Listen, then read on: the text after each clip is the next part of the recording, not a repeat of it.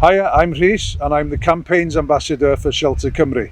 I just want to say a massive thank you to you for being a campaign supporter in 2019. It's thanks to your support that we've been able to make some major changes happen that are going to help a lot of people to find and keep a good home. We campaigned to ban letting agents from charging rip-off fees to tenants, and that law came into force in September. We campaigned to make it harder for landlords to evict tenants for no reason, and now the Welsh Government is proposing to change the law so that tenants have more security. We also carried out groundbreaking research with people who are sleeping rough. That research uncovered so many problems with the way that councils are currently helping street homeless people.